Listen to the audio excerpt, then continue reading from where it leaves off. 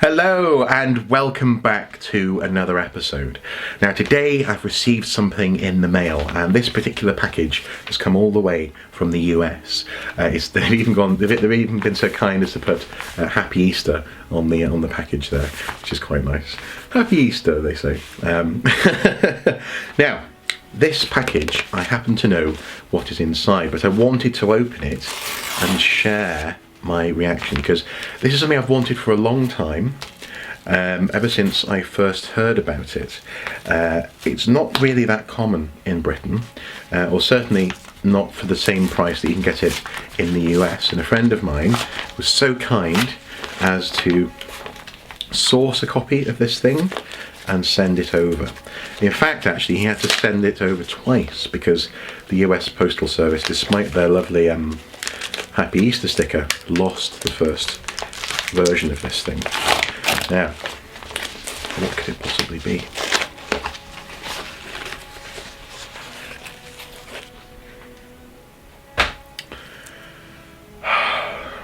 It is A Moment of Silence, the amazing comic in honour of those who died on 9/11. Introduction by Mayor Rudolph Giuliani, and I've wanted to read this ever since I first heard about it. Now it is sealed, and it's got a nice card on the back keeping it safe and straight and steady, and thankfully the post didn't sort of bend it too much, even coming through my little letterbox. And well, let's open it up, shall we?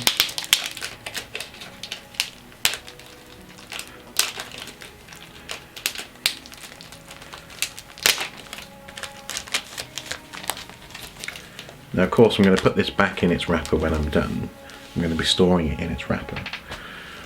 But for years, comic books have given the world a chance to see brightly clad superheroes in action, saving the innocent, preventing disasters, and making the world a better, safer place.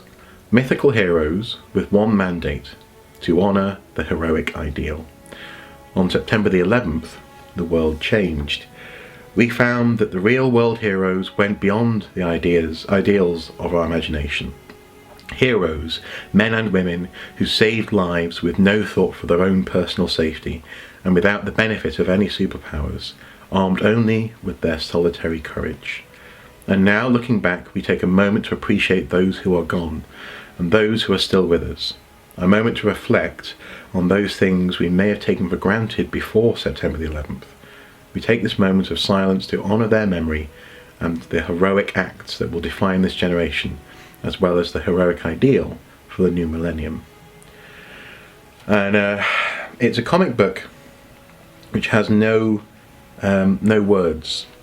There are no speech bubbles, as far as I can tell. No narration in this comic book. It's beautiful, and it's by Marvel. And for example, at the end you've got Captain America saluting the New York Police Department, and also the fire departments of New York. You've got essentially real life butting up against horror, and the fact that actually superheroes are lovely, but when this sort of thing happens, it's real people, it's normal people who become the heroes. And it's this book, I've been wanting a copy ever since, as I say, ever since I first heard about it, and I'm so pleased to finally have a copy. Now, I've gone a bit quiet here because, for example, dedicated to the memory of Michael Otten and his family and the brave firefighters of Ladder Company 35, just there. Wonderful, just wonderful. So yeah, it's such a good way to tackle what happened on 9/11, because it's not scared of it, but it is helping, in many cases, I presume, children to think about the reality of this stuff in a world where, sadly, Spider-Man couldn't help. Sadly, Captain America couldn't help. and real people died saving others. Now, I remember where I was on September the 11th. In fact, actually, September the 11th is my birthday, and I remember hearing that there'd been an accident in New York. At that point, I was in school. We were in school in an art lesson, and someone comes running in and says, "There's been an accident. A plane has crashed into a building in New York." And people were like, "Oh my God!" Shocked, quite rightly, by this. And it was only really as the afternoon and the evening unfolded that we saw the horror of what had happened, what was transpiring in New York. And I remember sitting on that day, on my birthday, with birthday cake, watching just New York covered in dust and smoke, and just being stunned. And to be honest, feeling really guilty, actually, that I was there having a party when so many people had died, or were dying such horrible deaths. So I don't dwell on it. Every year on my birthday, I do actually take a couple of moments just to consider the fact that there are many people right at that moment who are remembering their loved ones who died.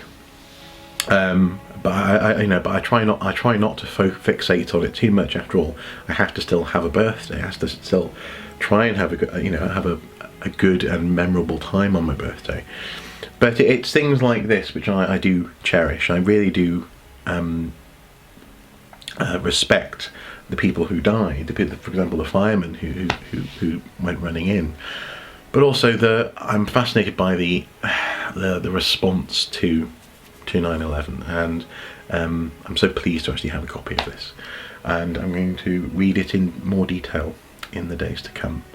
But I just thought I'd share me opening the package, basically, because it is an important little artifact in terms of comic history. It's a wonderful response, and a solemn response, and a commentary, an unabashed, unafraid, undeterred commentary on how real life and real people are the real heroes in this life, in this world.